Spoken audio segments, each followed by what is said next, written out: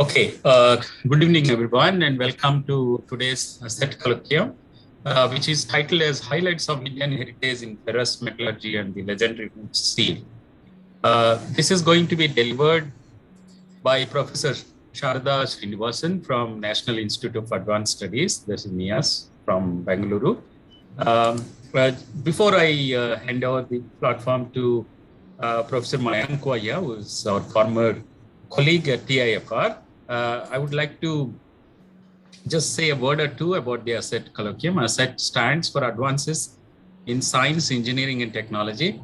In some way, probably very early on in today's talk, you'll also see how our heritage in the way of metallurgy is also incidentally the kind of symbol or the kind of image that the ASSET colloquium has chosen on its webpage.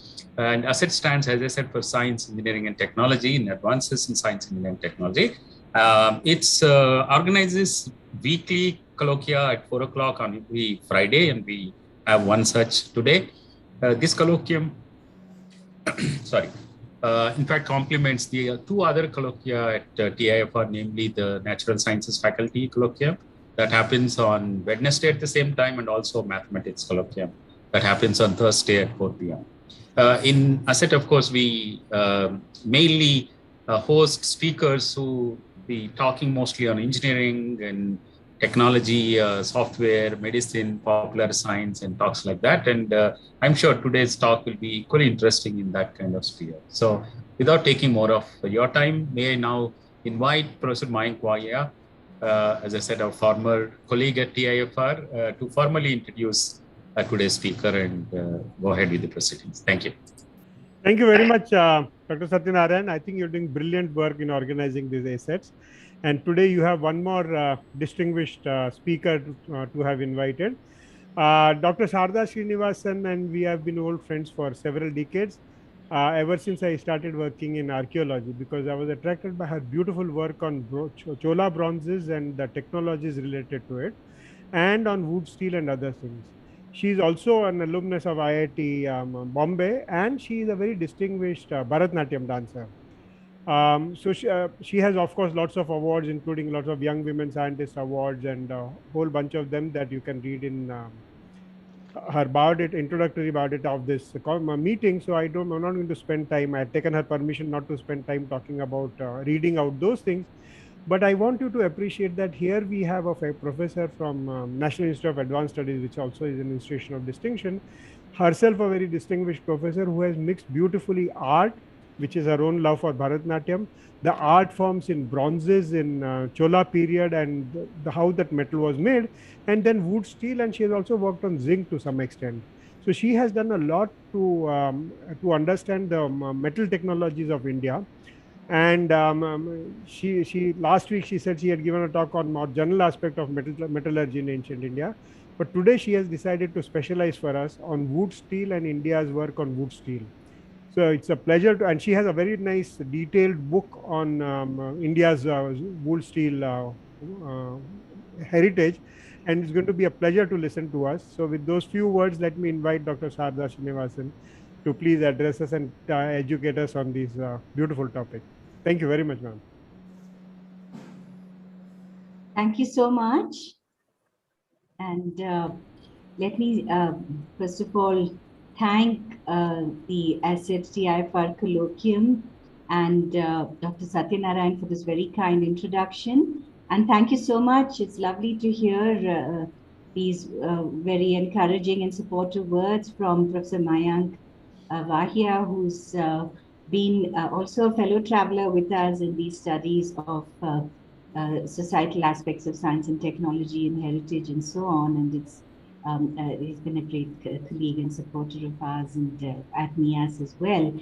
And let me say that it's also wonderful for me to be giving this talk here from the Grapes Conference Room in the Ooty Cosmic Ray Center, because, of course, my father, Dr. Srinivasan, with whom I've been here, has had this association. So it's very nice to be doing it as part of the TIFR family, which goes back a long way. And thank you also for mentioning the work on the Chola bronzes and of course, apart from the metallurgy, also the linking with the dance, because I remember the very wonderful occasion at TIFR for the Homi Baba conclave when both Professor Chitre and Professor Srikantan were alive, and I'd done a performative intervention also at that time, so it brings back a lot of wonderful memories. So I will now proceed to share my screen and take you through my subject, which is, again, of course, it's a very vast topic, but um, I should try to cover some aspects of our work as well at NIAS. Can you see the screen, please? Yes, yes. Can you make it full screen? Yeah, perfect.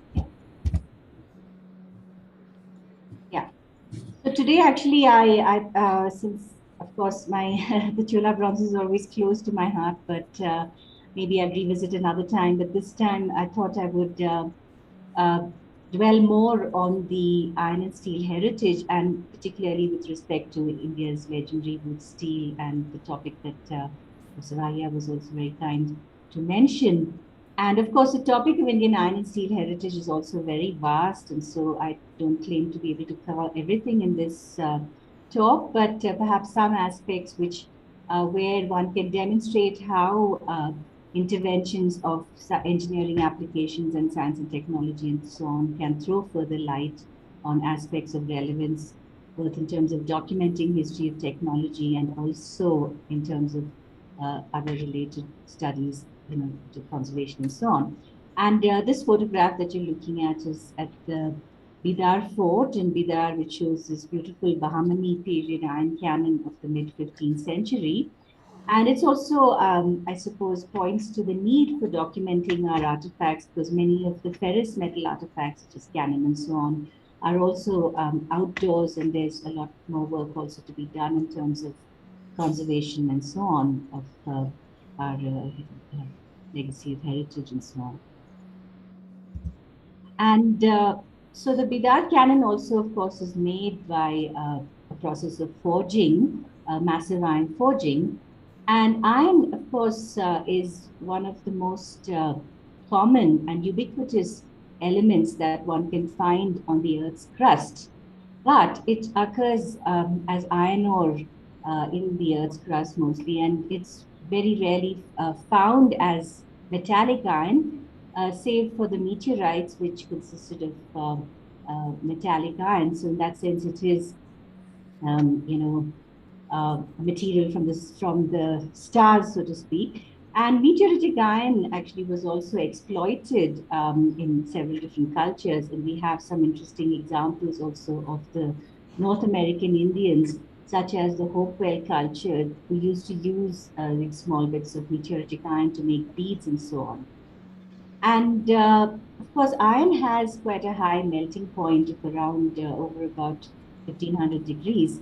And hence, the way that it was produced in several parts of the old world was to reduce the ore to the metal in the solid state to produce the bloomery iron. And of course, I didn't want to go too much into the topic of the antiquity and so on, because that's a whole subject in itself. But certainly by about the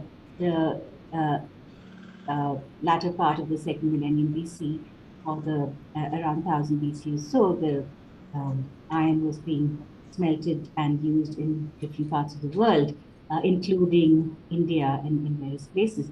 And of course, we also have the interesting accounts of Quintus Curtius, who wrote that during the campaign of Alexander in the Indus region, around 326 BC or so, he is said to have been presented 100 talents of bright gold by the defeated king Porus, which is described as ferrum candidum. And so that gives some idea that there was also this notion that the Indian subcontinent had a certain prowess in the making of iron and steel. And of course, we don't quite know what this ferrin candidum referred to, but there is this interesting reference which is mentioned quite often. Rather charming illustration which was done for our book, India's Legendary Wood Steel, by Paul Fernandez, showing this particular episode. And of course, the forging of wrought iron seems to have reached a zenith in India in certainly earlier part of the first millennium CE, as exemplified by the Delhi Iron Pillar. And this is a beautiful capital of the Delhi Iron Pillar, which is also a very aesthetic monument in its own way, with this lotus shape and so on. And in fact, the Delhi Iron Pillar was also one of the very first artifacts that was studied in an archaeological sense. And studies were made on the Delhi Iron Pillar by Sir Robert Hadfield in 1912. And he went on to, of course, develop the Hadfield steel, which is manganese steel with about 30% manganese, and which had very high impact and strength. And so he famously studied the Delhi Iron Pillar. And it is, in fact, the largest massive forging, and it is dated by the Gupta Brahmi inscription to about 400 CE, and stands at a height of about over 7 meters. And of course, Delhi Iron Pillar is also inspired by the Mauryan polished sandstone pillars of a much earlier period of about 3rd to 2nd century BCE. And they also, in turn, were inspired by the Persian and Achaemenid pillar motifs and so on, which one also found in the Hellenistic world and so on. So it's a sort of attempt at using iron technology to model something which also harks back to earlier motifs in terms of the stone pillars. And the inscription in Gupta Brahmi informs us that it is a victory monument of Chandragupta, Vikramaditya Chandragupta II of about 400 CE. And the translation is also there in a plaque next to it, which mentions the lofty standard of the divine Vishnu, which was set up on the hill of Vishnupada. And it has been proposed by various scholars, notably late Professor Balasubramaniam, whom many would know in the world of metallurgy and so on, who proposed that this Vishnupadagiri referred to the top of the Udayagiri mountain in the famous Gupta era cave shrines, which includes this beautiful and spectacular sculpture of Varaha and Bhudevi, the incarnation of Vishnu as the boar holding up Bhudevi as the earth. And so the pillars thought to have been originally erected here and then moved from its location and such like. And this is also a Gupta era gold coin, which shows some kind of standard next to the king. And so there have been some speculations about the connections of these kind of motifs. And of course, apart from Professor Anantaraman, who described the iron pillar as a rustless wonder, and Balasubramaniam, who had done some corrosion studies, Dr. Baldev Raj, who was also a past director at NIAS, and his team at IGCAR, had also done some studies. And we were also involved as NIAS scholars with getting the ASM historical landmark recognition for the iron pillar, which took place in 2014. And you've seen some of us here, also including other scholars such as Professor Vibhas Tripathi and such like, and Kamachi Mudli and others at the time of this inscription of the ASM landmark. And so some of the non-destructive testing studies which were done by IGCAR included impact echo testing and so on. And one of the aspects that was sought to be established was the method of the forging of these pancakes of wrought iron. And it's thought that it could have been taken place by packing one on top of the other, so that it is so that the defects that you see seem to be along a circumferential kind of formation because of the fact that the hammering was resulting in these radial stresses and such like. And another significant study, of course, was on the question of the corrosion resistance of the iron pillar. And of course, though it is rather corrosion resistant, there are some, you can see in the parts where it was impacted by the cannon and so on, there is a bit of corrosion coming in, but generally it has withstood corrosion rather well. And some of the studies also undertaken by late Professor Balasubramaniam suggested that this was probably because of the fact that the composition of this wrought iron was what we might describe as more towards phosphoric iron. And in fact, here you see the analysis by Hatfield, which had also showed that the iron pillar had less than about 0.1% carbon and about 0.1% phosphorus. And the SEM of the microstructure of the Delhi iron pillar also shows this entrapped slag particles surrounded by some perlite networks. And the forging also seems to have dispersed the slag very well, which would have also contributed to corrosion resistance. And Professor Balasubramanian had also suggested that there was the formation of a passive film of some of these the phosphoric based compounds and so on. So there is, of course, a lot further studies to be done along these lines, but I was just pointing to the background. And one of the reasons why there would have been some of, let's say, this phosphorus enrichment is also partly due to the nature of traditional iron smelting, because, you know, with the limitations of pre-modern iron smelting, the use of fluxes and all that was not made that much. So there were these traces of phosphorus which were getting in from the organic matter and such like. And even today, among some of the remote communities, such as the Agarias and the Asurs in central India and elsewhere, you still find the practice of traditional iron smelting. And you're looking here at one of the traditional Agaria furnaces, shaft furnaces for this processing of rheumatoid iron. And typically it has a sort of mechanism, a feeder mechanism through which the charcoal is continuously being fed into the furnace. And the furnaces also work by these foot-operated bellows, which are moved, you know, one by one. And you can also see me here. This was a display at the IGRMS of the foot-operated bellows where with the traditional iron smelting. And you also see that there's a group of us here at NIAS, including some of our faculty, Dr. Uday Kumar and others who we had worked together in building this Agaria furnace and trying to do an experimental smelt and so on.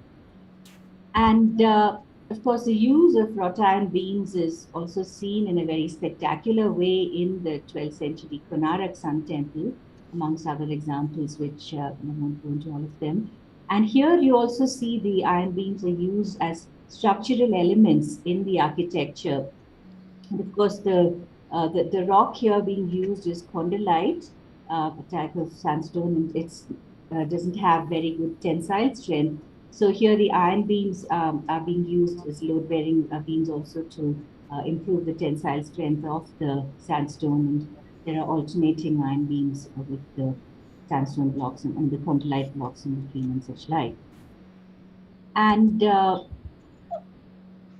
I come to the topic of the Indian wood steel.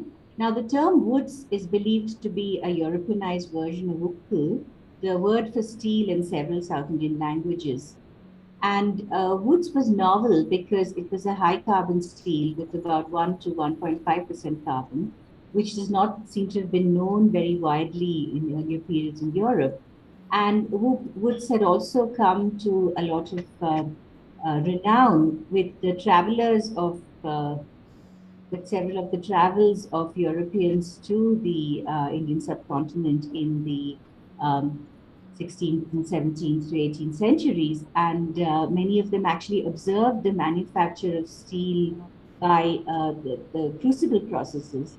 And this was labeled as wootz because the local word for this steel or this ferrous material was ukku in the South Indian languages. And so this ukku or wootz is also reputed to have been exported to West Asia to make these very famous patterned Damascus swords or Damascus blades. And typically, this is what the cake of wood steel looked like. And You see here, these are some of the swords of Tippu Sultan in the National Museum. And the forging of the wootz ingot is said to have resulted in this pattern, very fine pattern of alternating dark lines and white lines. And I'll explain how that comes about from the microstructure. And you're looking here at the iron carbon phase diagram. And just to point out that wrought iron that I was talking about earlier has very less carbon, about less than about 0.04% carbon. And as the carbon content keeps increasing, the iron gets hardened. And of course, to some extent, that would have happened even when you put your iron knife into a fire and so on in the reducing conditions, and some carbon would get into it. But the point about the wood steel is that it has a carbon content of about 1.5% carbon. And this is what is described also as a hypereutectoid steel. And the speciality is that, of course, at this particular composition, the steel is very hard. It has a very good cutting edge and so on. And basically, with the when lower amounts of carbon get into the iron, the process was basically what is described as a solid state cementation. And of course, that was usually known in Europe in terms of packing this was a carburization in the solid state.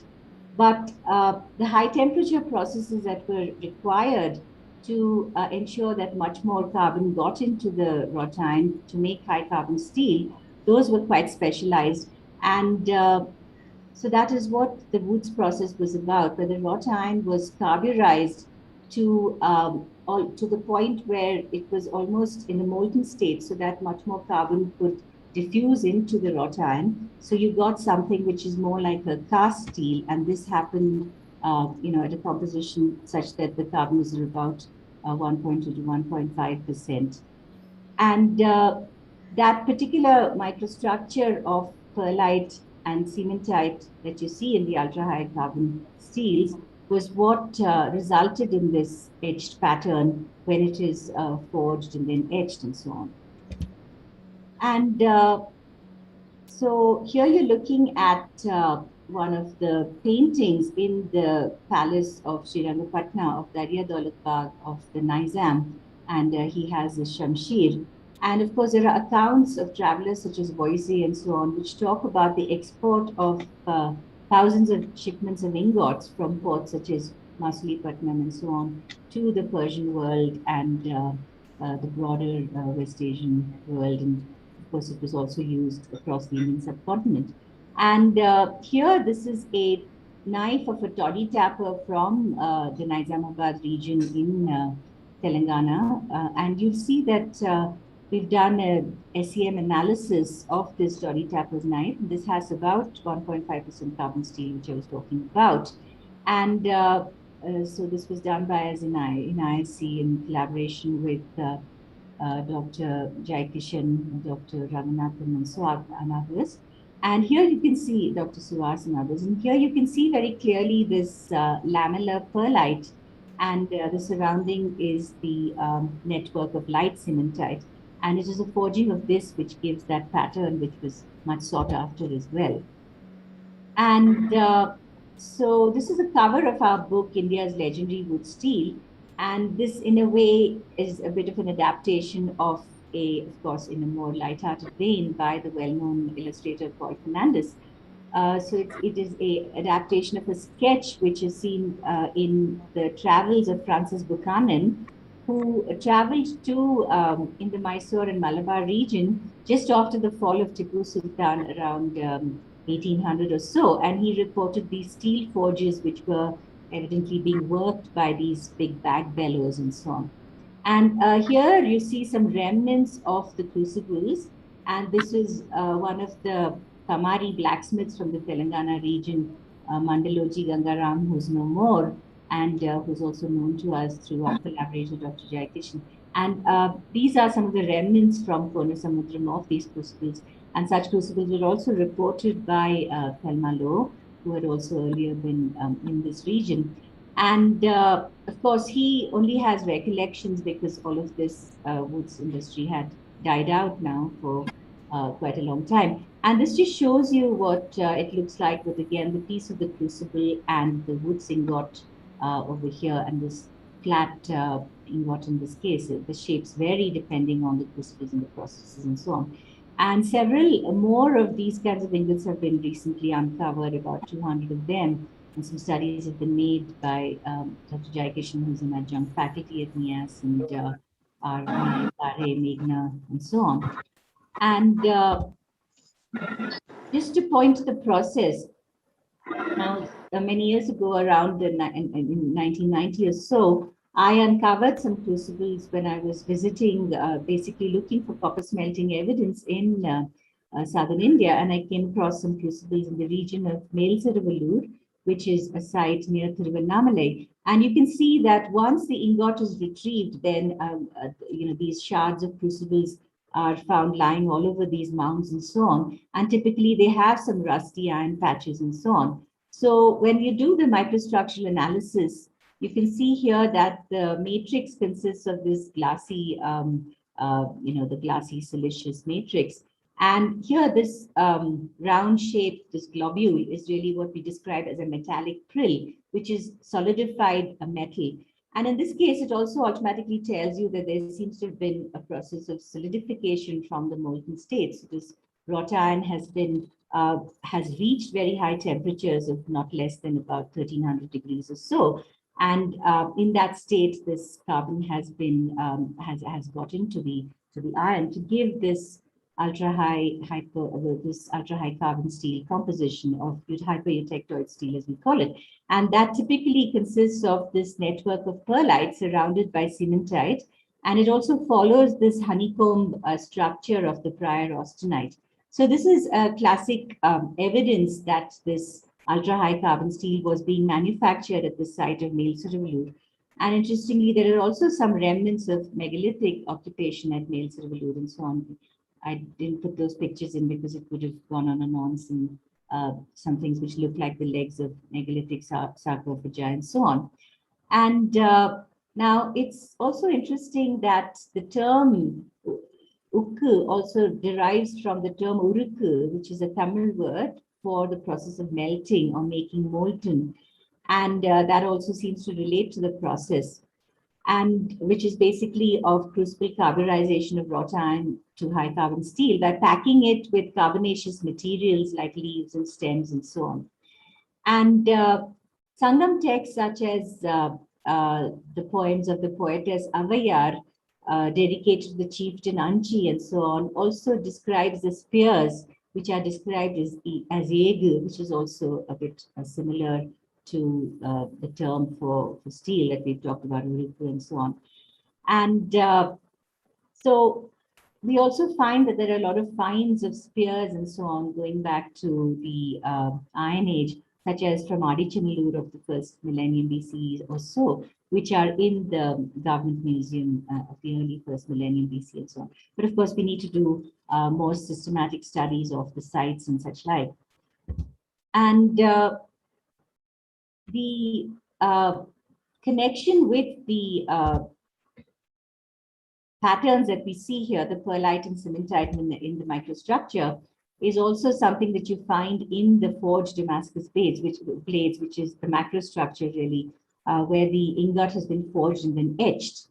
And it's also interesting that there is a episode in the book of Sir Walter Scott, The Talisman, where he talks about a fictional episode between King Richard of England and the Sultan Salahuddin, where he is said to have sliced, the King Richard is said to have sliced a bar of steel to show, his prowess and so on.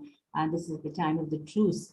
And Sultan Salahuddin then takes his blade, which is made of Damascus steel, and slices a pillow. And so Walter Scott describes this as 10 millions of meandering lines, which is quite a nice description of the this damask pattern, which is also described as damashq in Arabic, which also relates to the pattern of potted steel and so on. And you're looking here at the hilt of a sword of Tippu Sultan, which has this tiger motif. and koftgari work as well. And koftgari is another kind of metalworking tradition on iron, where gold damascening is done on a base of iron. And this is the beautiful tiger motif, which is usually associated with Tippu. And in this case, this also has the bladesmith of Tippu's time, Asadullah. His name is also found on the blade. Now, it's interesting that a group from Stanford, led by late Professor Oleg Sherby, whom I had the opportunity to meet some years ago as well in Stanford, they had found that the ultra-high carbon steels, or UHCS steels, also exhibit superplasticity or high formability at a high temperature, as you can see here. And so this is UHCS with about 1.8% carbon with damask, and it exhibits this superplastic properties. And it was only later that it was realized that this is similar to the composition of wootz and Damascus steel that had been written about by people like Sir Cyril Stanley Smith and so on.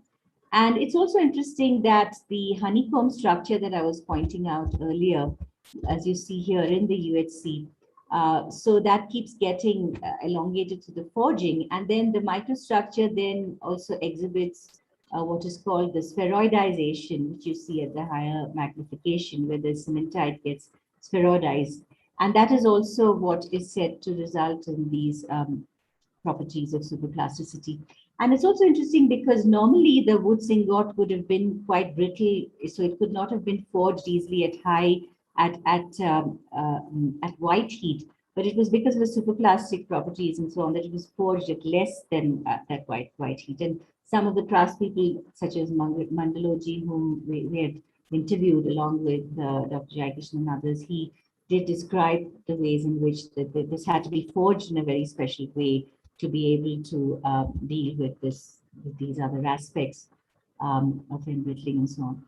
And I'll just touch a bit on a little more on the archaeological aspects. And so it's also interesting, since I had pointed to some of the references in the Tamil Sangam texts to the term Yegu and Urukku and so on.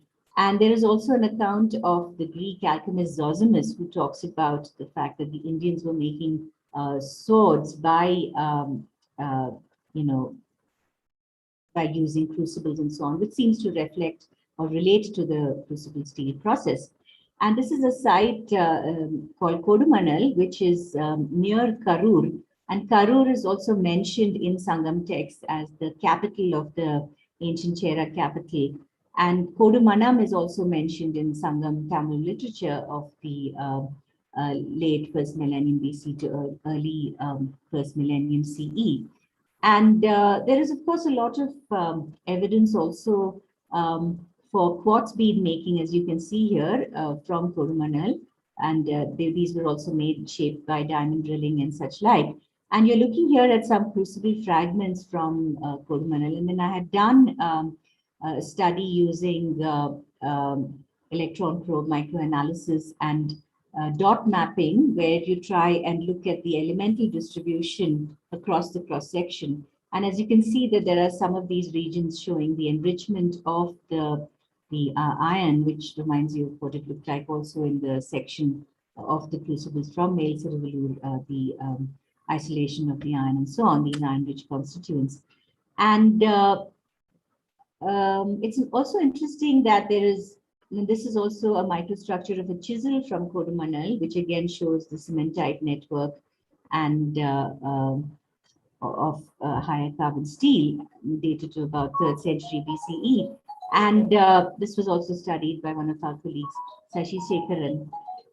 And there are also these accounts, of course, of the Roman trade, which mentions the iron from the Ceres, which might refer to the early Chera kingdom in this domain, though, of course, there have been various theories on what the Ceres may refer to.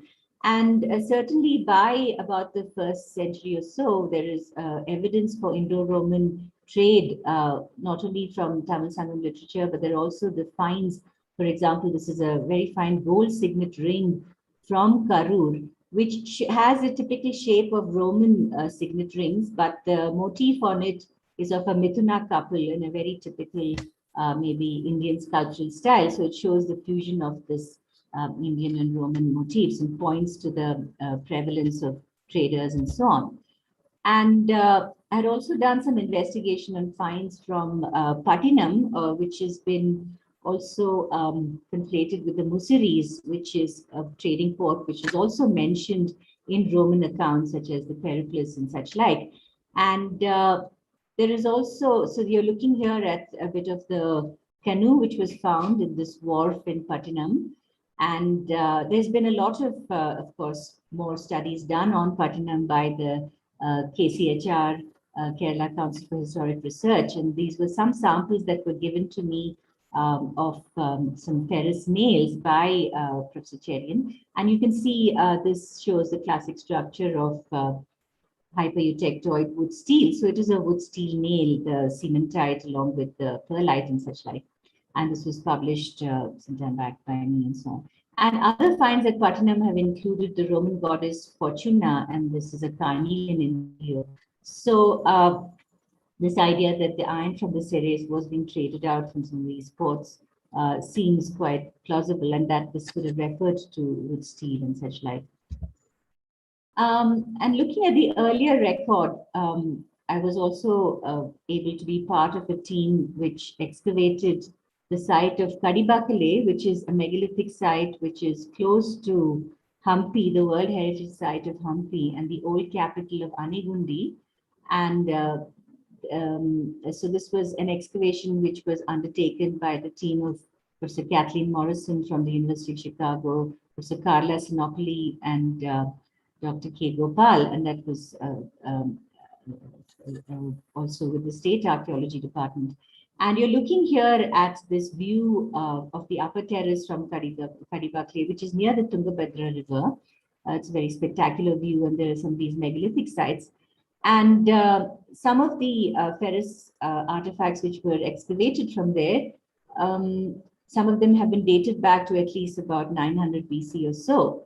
And here you see that this is a very tiny iron ring, and it's just quite well dated because it was on a plaster surface which had charcoal and such like. And this had very good microstructure, which shows perlitic steel of about 0.8% at least. Very good, you can see this very fine perlite network and so on. And it's also a through carbon steel in this case, which also suggests that this was not a case of just taking the edge of wrought iron and carburizing it, but it is a through carbon steel of a higher carbon content. So it could be some crucible carburization process. So we can see that already by the earlier part of the first millennium BCE, some evidence for higher carbon steels, crucible carburization. And just to point to you what the different types of structures can look like, and also the fact that there seems to have been some use of different types of ferrous artifacts. The iron rings had some kind of artifact. So this is a projectile from Kadibakale, which was about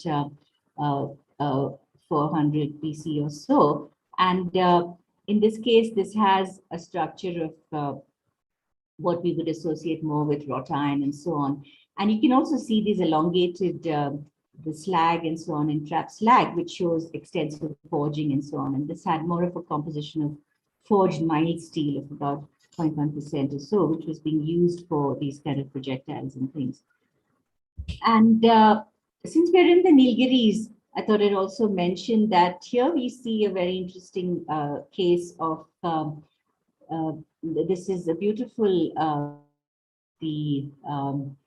hill of Kolimalai, where you can see a Kota Kokkal. The Kotas were the indigenous communities of the Nilgiris. And in this case, the Kotas also had a very strong blacksmithy tradition. And you see here the workshop of one of the blacksmiths, Mr. Kollan. And there is also the priest who is with him, next to him, and also taking a lot of interest, Kota priest, traditional Kota priest, taking an interest in the blacksmithy. And in fact, that workshop, blacksmithy workshop, is quite close to the temples of the Kotas dedicated to Amanur and so on, and Kambudrayar and such like. And it's interesting that there is also a line of menhirs here, these stone cairns and menhirs. And a lot of iron artifacts have also been uncovered from here, from these areas, which a lot of them were uncovered in the earlier part of the 19th century and several under British Museum and such like. But it's also interesting that this hill is called Kollimalai, which, and the term Kollan also refers to blacksmiths. So there's a connection there with the blacksmithing tradition. And so there's a lot more work that needs to be done also. And perhaps it also explains how some of these stone artifacts may have, I mean, these stone menhirs and all may have been cut to size and such like, with some of the iron implements as well. This is, of course, a very interesting aspect also, because we basically think of these grand weapons and so on, and there are numerous armories such as the Mughal armory and Rajput armory and all, which have a lot of these very spectacular Damascus blades. So in that sense, we tend to not look at some of the lesser, traditions of iron and steel and the lesser known armories. But it's very interesting that the Kalari Payattu tradition also has some very interesting kinds of ferrous blades and so on. Kalari Payattu is a traditional martial art form of the Malabar. And here you see the Kalari of the master Vijayan in Kozhikode. And every Kalari usually has a lot of the implements and so on, which are also worshipped. And there's a range of different types of swords which are used. And one very interesting kind of sword which is used is the urumi, which is the coiled blade. And there is also a legendary fighter, a woman fighter known as Uniarchi, who also is said to have been famed for Kalari Payattu warfare. And here Vijayan's daughter is also a very skilled Kalari Payattu practitioner. And so typically this blade, which is coiled when they are performing the martial art, it just unfurls completely, and it is totally flexible and such like. And this is a blacksmith, Mr. Kollan, one of the last few ones at that time, who was actually still with some of these coil blades and such like. As you can see that it is in some cases coiled like this, in some cases completely extended. And I had done the microstructural analysis of one of the urumi blades and found it to be perlitic 0.8% carbon steel, which is typically actually the composition of what is described as spring steel. And in fact, sometime by the 17th century and so on, the spring steel was also being used a lot to make clocks and things like that. So it's interesting that there is this connection also with the spring steel tradition. And even in the Bharatanatyam repertoire, for instance, we're shown swishing and swirling some of these blades, which could have had a long tradition as well in the subcontinent. Well, the wood steel tradition, of course, evoked a lot of interest amongst the scientists and in the 19th century and so on. And the British, French, and Russian metallographers were greatly spurred to document the structure of the Damascus steel. And key figures such as Michael Faraday attempted to replicate wood steel. He himself was a son of the blacksmith. And so this also paved the way for a lot of very important work, such as Faraday's work on alloy steels around 1822, and which paved the way for the creations of the Industrial Revolution. And of course, it wasn't recognized what gave the composition and the properties of woods. And so an astonishing number of experiments were done, such as by the French scientist Briand in 1821. And they had taken these cakes of steel from the Indian subcontinent and so on to do these experiments. And these included attempts with alloying with uranium and palladium and so on. And in the process, they also got to understand a lot of properties of different types of alloys and materials. And Mouchet in 1825 was recognized that the Indian process amounted to the action of carbureted hydrogen gas in converting iron and steel. And he took out a patent, but it seems likely that it was inspired really by the Indian woods process. So it's a case of the transfer of technology here from east to west. And more recently, we've also had some very interesting finds of the metal-cased rockets of the Tippu era, which were uncovered by the Shimoga Museum near Nagara in Karnataka. And I was also involved in some preliminary archaeometallurgical studies along with the collaborators of Shijeshwar Naik and Nitin Olikara. And we found that these metal case rockets were again of a high quality mild steel, and this had then been packed with saltpeter and so on, and gunpowder and so on, with wicks. And of course, they also had a long, they were attached to this long bamboo pole and so on. And they sometimes also had knives added to them. And we know that they created quite a lot of havoc in terms of the battles, such as at Poliur and so on. And so the spark source spectrometry had shown that this had 0.2% carbon. And again, some traces of phosphorus were also observed of about 0.002% or so, which again kind of brings to mind the tradition of using phosphoric iron and so on, and wrought iron and such like. And Professor Rodam also, who passed away last year, former director at NIAS, had also looked at some of the trajectories and so on of the rockets. And it's interesting also that one of the steelmaking sites which could have been observed by Buchanan is Gatti Hosahalli in the Chitradurga district. And of course, Gettipura is mentioned also in Buchanan's accounts, which was one of the sites that seem to have been associated with steel making in Tippu's times and so on.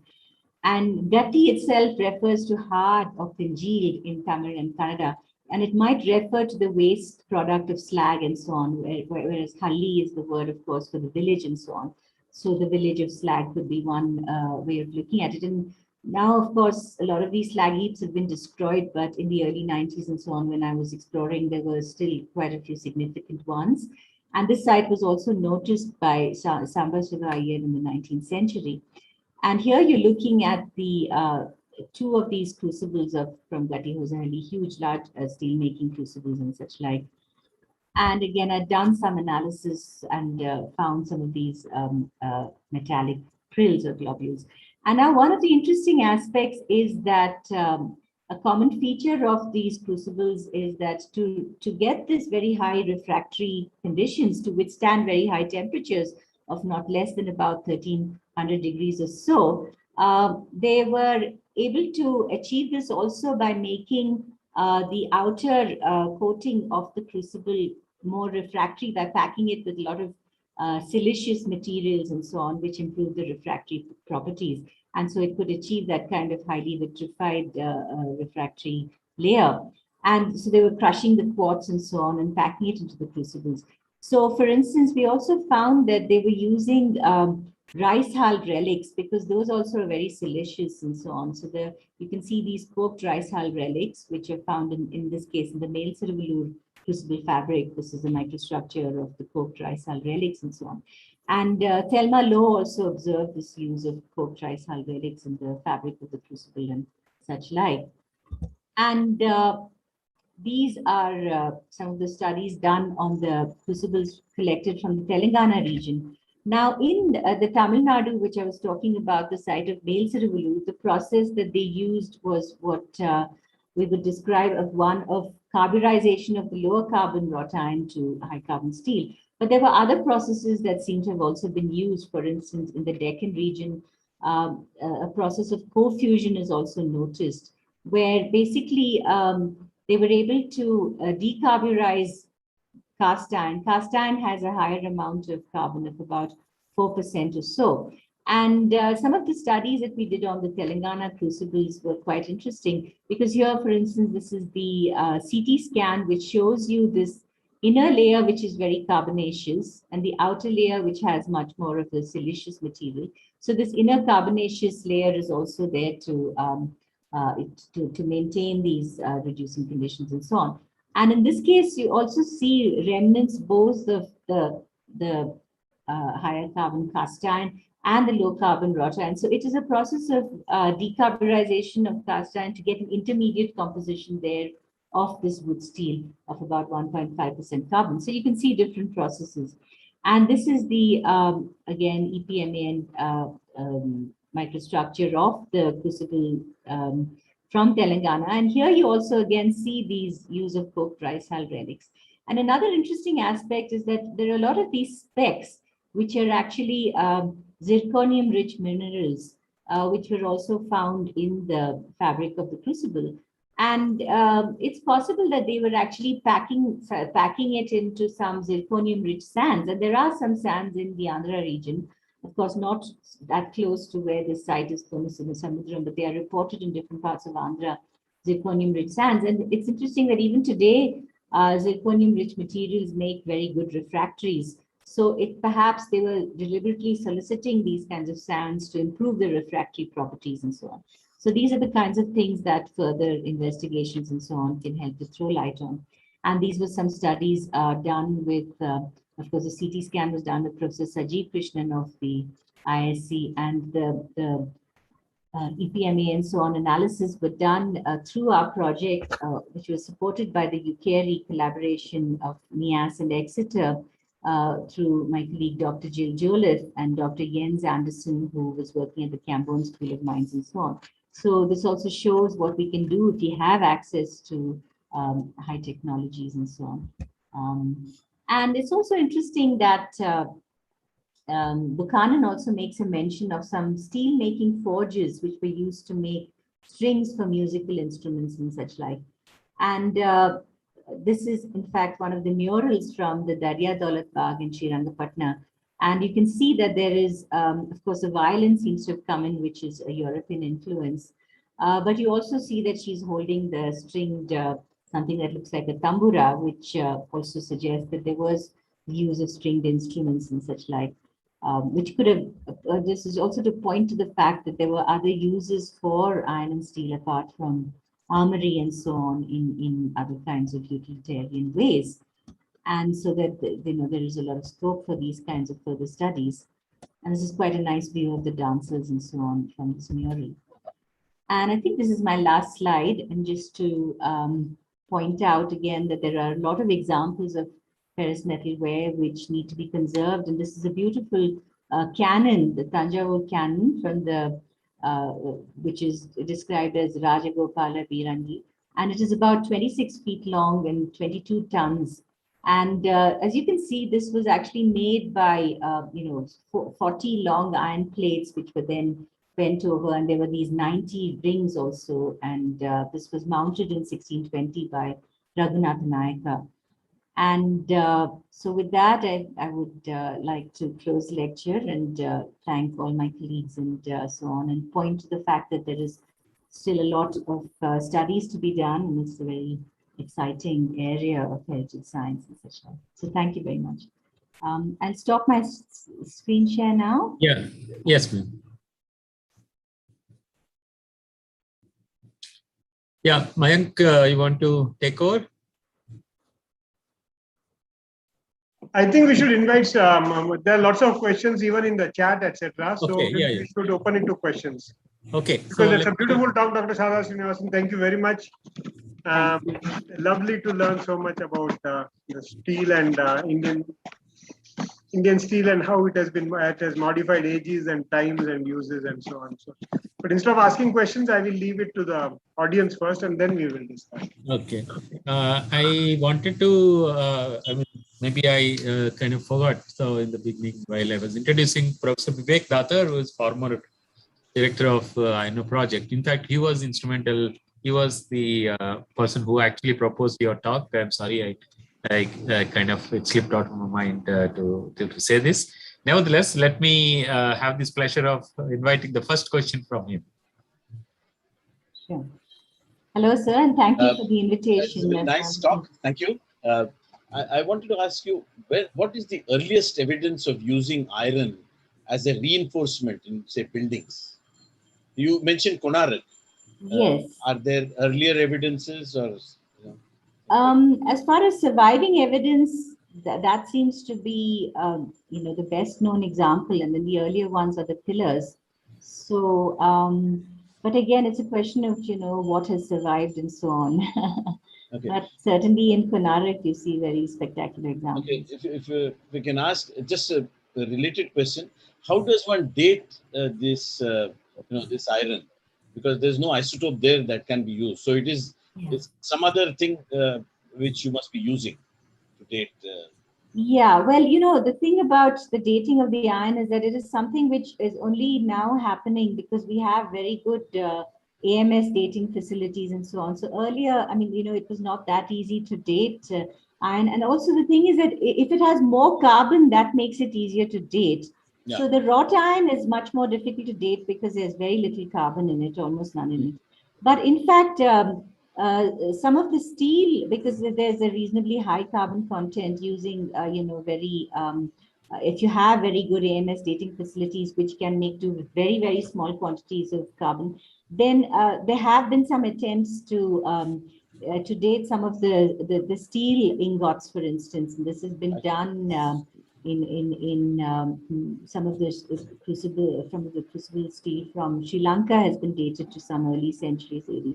But of course, we need to have access to that. And we've also been thinking of getting into that, so on and so on. So that would be the next logical step. And there was also a very spectacular study done on Angkor because they use a lot of iron cramps. Since you're talking about the structural, the iron cramps were used to keep some of the stones together.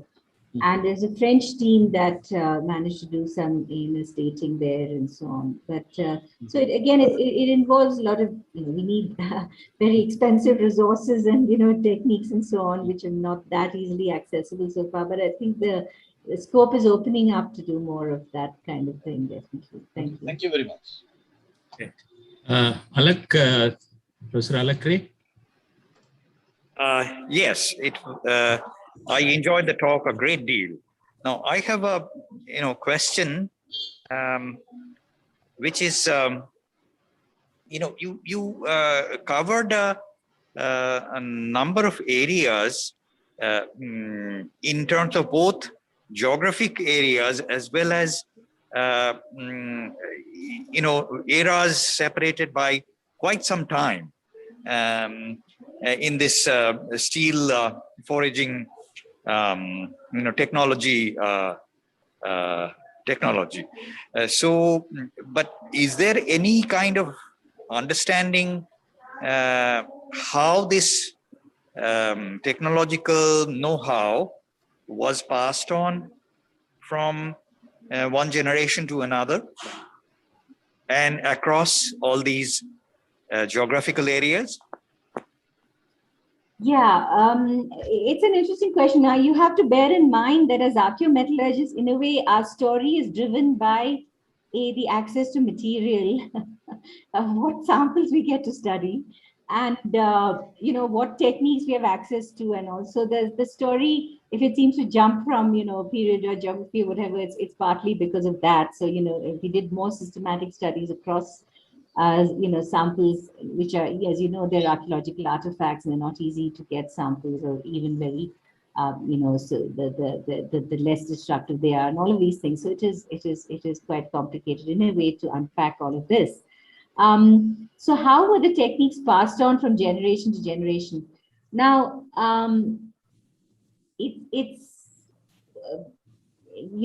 that is again, of course, a very because a lot of the blacksmiths and so on, certainly when it comes to the Ukku tradition, we were able to interview some of the blacksmiths of the Kamari community in Telangana, who were some of the last people who had memories of wood steel making, and they still remembered that because after the mutiny of 1857 and so on, a lot of armories were destroyed, and when the Forest Acts came into being, then a lot of the smelters really live in areas where they had to get iron ore, which was probably in the forest area or the more remote mining areas and so on. So some of that, for instance, the Agarias still made traditional iron in the Jharkhand and so on. But for instance, in Telangana, that declined a bit, the smelting itself. And as well as in Karnataka, because we do have accounts of from the British travelers like Bruce Cook and so on that suggest that they may have been iron smelting in Karnataka as well, but we don't have any evidence left of it. So how they actually transferred it from generation to generation, of course, a lot of it is oral tradition and actually, apprenticeship and so on. And but of course, we haven't found, the interesting thing about the zinc smelting is that there are some, very clear textual evidence from, the Rasaratna Samuchaya and so on. about, the processes which relate quite well to the zinc smelting evidence that you see in Zawar and the retorts and the downward distillation, where in that case, there's a different kind of furnace, where the charge is on top, at the top of the furnace, and then it condenses. And because, the point is that zinc sublimates very easily.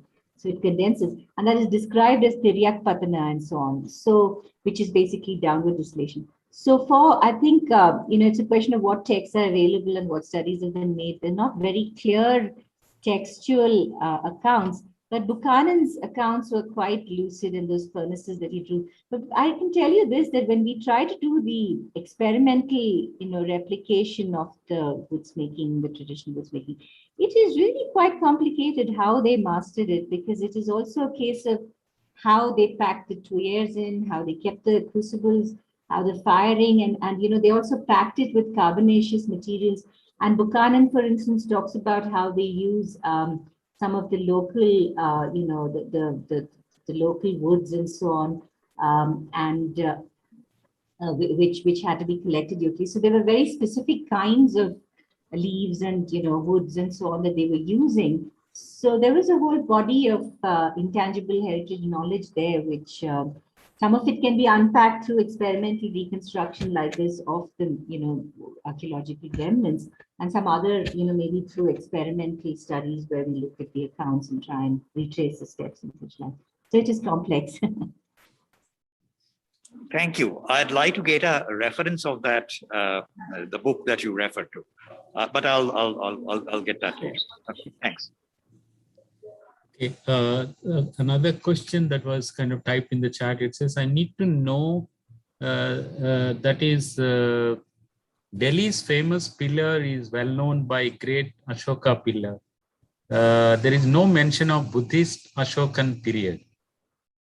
Yeah, I think when I talked about it, I mentioned that actually, though people confuse the Ashokan pillar and the Delhi pillar, they are made in two very different historical contexts. The Ashokan pillar is in the 3rd or 2nd century BCE, and the Delhi iron pillar is actually a Gupta era pillar of about 400 CE. So it's several centuries later. But the fact is that it's interesting that they had this idea of the commemorative pillar, and the fact that they were able to look back to pillars associated with other famous dynasties. So it's a kind of historical memory. Of course, the Mauryan pillars were often in front of Buddhist monasteries and all that. But in this case, the original location of the Gupta era iron pillar is thought to have been in Udaygiri, which is a Vaishnava era cave.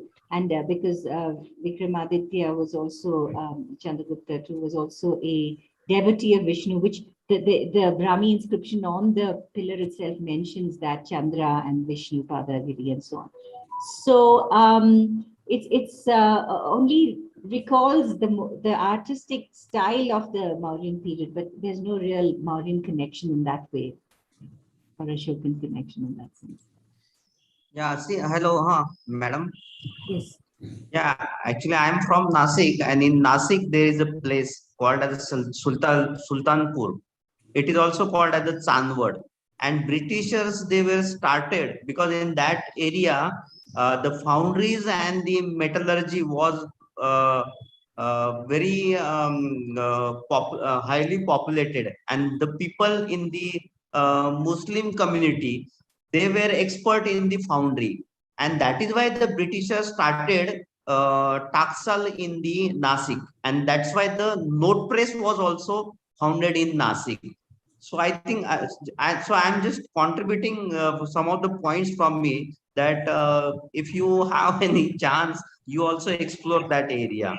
I think it has a history. Yeah, yes, that sounds very interesting because there's a lot to be explored there also.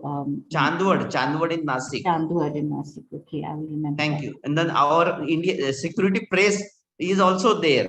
That is why the press is there in the Nasik Road area. I see. Oh, First time in the India, the currency note press was founded in Nasik, and that is because the Chandwad place was there, and the artisans staying nearby in the area of Nasik, they contributed a lot for making currency to the Indian population and for British.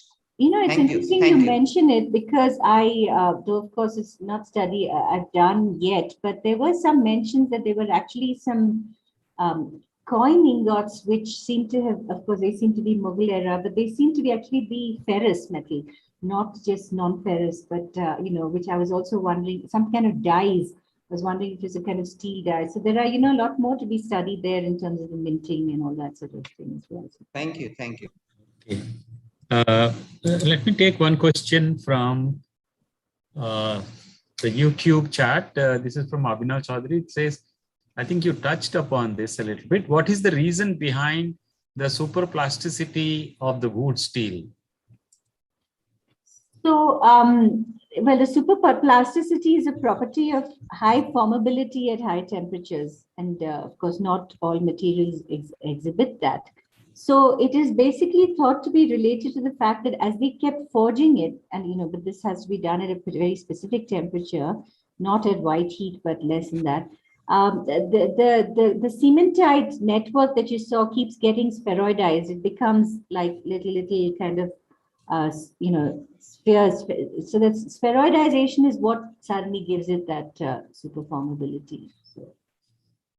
Okay. There's another question from Professor Vivek Datta. You would like to ask directly?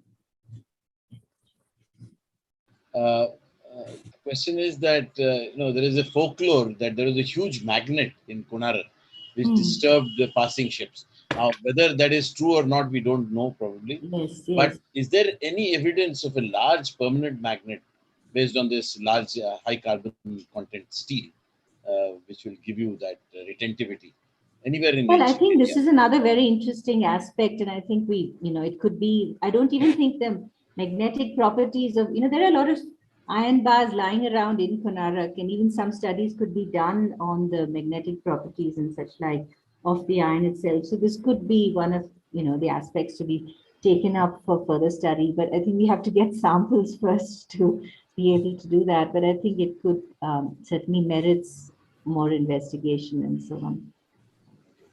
I would certainly be interested in looking at that aspect more.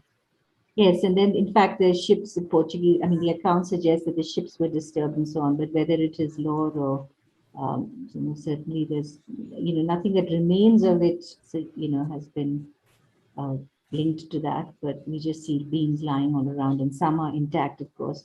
And of course, that way of putting the structural iron beams, there are some precedents in terms of, I mean, you know, the Shore Temple also has, but it's wooden beams there. So, you know, the same thing of using something in a structural way along with the stone to reinforce the stone. But so I think there's certainly more to be documented there, and this could be one direction looking at the magnetic aspect. Thank you. Okay. Are there any more questions from the Zoom? Okay. So if there are no more questions, maybe I'll ask Mayank to kind of say a few concluding words. Yes. So Dr. Srinivasan, exactly as we would have expected. And the lecture full of good information, precise data. It was a pleasure listening to you about wood steel. We know already that you are an authority. Nice listening from you directly about this subject. Thank you very much for the wonderful production. Thanks a lot. Thank you, and look forward also to, I mean, because, you know, the megaliths is, you also have an interest in the archaeoastronomy and so on, but there's so much of interesting iron and technology as well. So it is something to be look forward to keeping in touch and engaging in terms of technology, past and such like. Thank you so much. Thank you very much. Thank you very much. Thank you. Thank you very much, Professor Sharada Srinivasan. Also, thanks to both Mayank and my colleague, Professor Vivek Datta. Yes, thank you, Professor Datta, as well. And thank you also for the very interesting questions and discussions, which also provoke us to work more on these aspects and, you know, give some food for thought. So thank you. It's very stimulating and wonderful.